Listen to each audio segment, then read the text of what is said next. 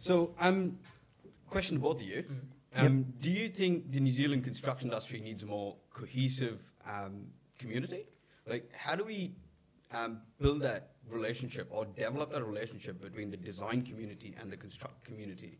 Because there's currently a massive divide between the two. Would you agree? Yep, huge divide. I mean, I can only really leverage off personal experience, Andy, just with going through my development, right? So, and I think, and, I kind of touched on before, it's fair to say under the service side of my business, we're not as exposed to, what goes on a construction site as kind of heavily as perhaps we should be. And I think that's probably part of the problem. But purely watching it from a development experience, I see a very disjointed industry. I like to kind of term it along the lines of ships all pointing in the same direction, and it's probably fair to say there are no ships pointing in the same direction. And that extends not just from the architecture side of it versus construction, that extends to engineers versus architects. It's kind of all the way through, and it starts at the start, even in the town planning space. Obviously, town planners push against architects, so that's also a bit of a juxtaposition, that relationship. So, having witnessed it, I see it as a significantly disjointed industry. There's no real process in terms of communication. It's run essentially by people behind desks that aren't on site, I guess, regularly enough in dealing with the builders. And that creates that kind of communication breakdown, which I kind of alluded to. When you say it's run by people behind desks, can you expand on that a little bit more? I need to be careful here. We're both behind the desk, right? Yeah, I mean, look, we're guilty of it. I'm as a town planner guilty of it, right? We sit behind desks, right, and we don't go to site and we don't look at things, and we might get the resource consent out through those early stages, but then we cut ties with the project from there, which is, in a sense, the town planner really does, this is on a really small scale as part of the service issues. The town planner really needs to see the project all the way through, right? Because they're the ones that set out the vision to begin with in tandem with the architect. But often what I found through our Urbazen project was the key people that needed to be involved and needed to be on site weren't on site. So the builders, they can only go so far, right? Like, they're there to build and they're there to execute what they're good at, which is construction. But without having that support crew around them, who are all, sitting in desks across Auckland, mistakes happen, delays occur. I've witnessed that in major construction projects as well. Yeah, it's a paper wall. Yeah, and they're left kind of picking up the pieces, or guesswork, I guess, which creates delays. So the way that obviously, development construction works is the key person behind the desk is the engineer to the contract, right? So you know that under the 3910 construction contract. But often... What are they called now? They're called contract administrators.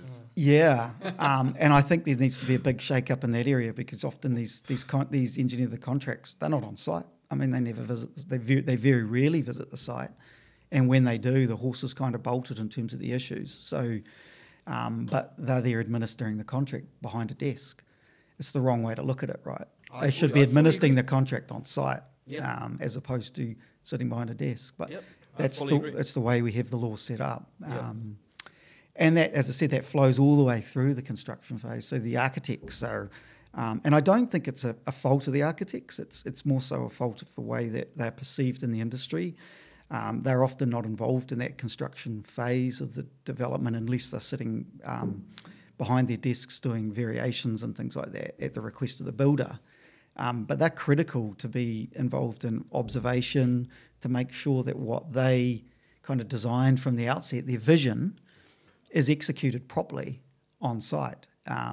Because without that, it causes those delays which I talk about. And delays to a developer is like a knife to the heart, because a delay costs. Every delay, we think about our project and we go, a month delay for us is 60 grand interest. These are not small numbers, right? Yeah. So when you get a 3 or 4 month delay on your It's project. only 60 grand interest, plus there's your P&G cost, Plus, there's all the other outside costs, right? Yeah. Legal costs, and people are involved in it longer, so there's more cost involved in it. Ben, what are your views, mate? I think there's two parts to that. Like, I think there is a bit of tension out there, but there's also new builders, new architects coming in that have the want to be getting on and doing good work together. But there's just no baseline to. I mean, when things go wrong, there's a problem with who takes the blame, right? And I think that comes from how council and how compliance is run. I mean, the fact that we have code mark and brands and all of these things that sign off all these products. But then we use them and we put them together how they describe or want things done. Then we still have to send it to council.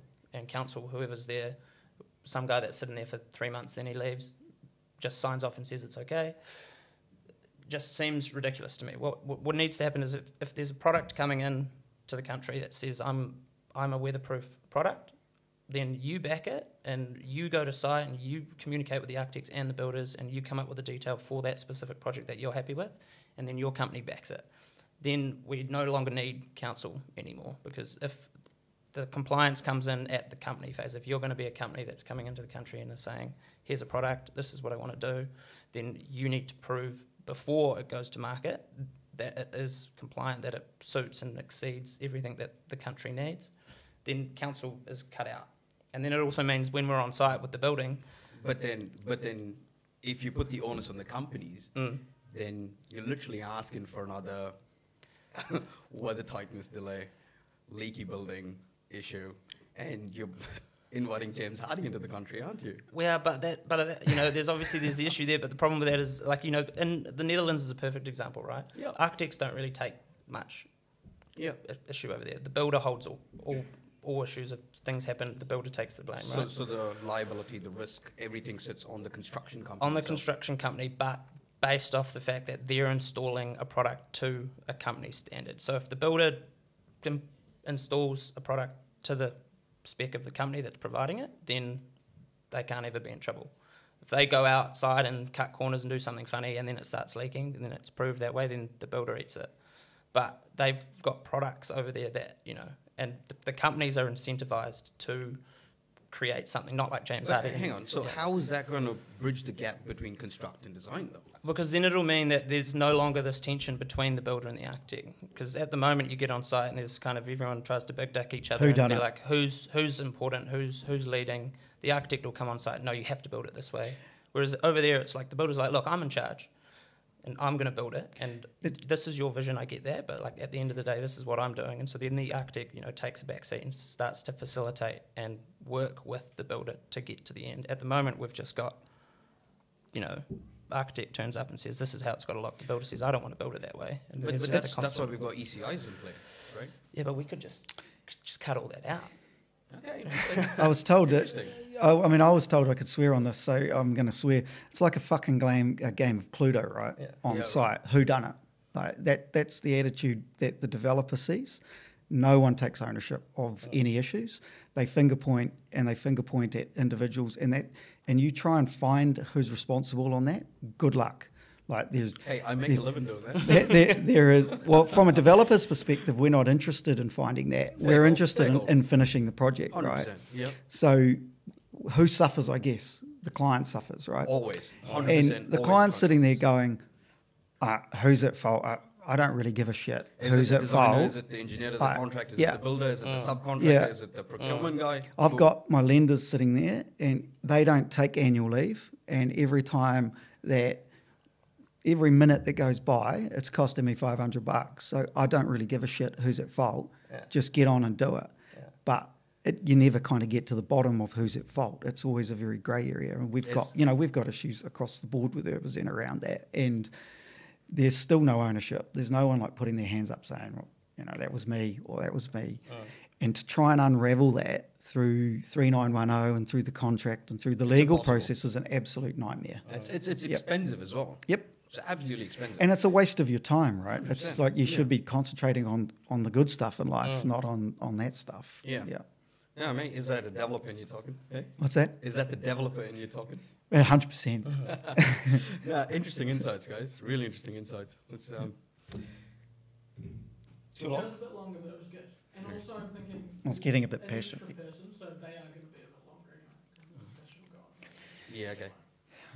I was winding up. I was I know you're winding up, but I had to I was like, yeah, okay. We need to bring back the conversation to the topics. Otherwise, the SEO is just... Yeah. Anyways, I've got to keep that in mind. Yeah.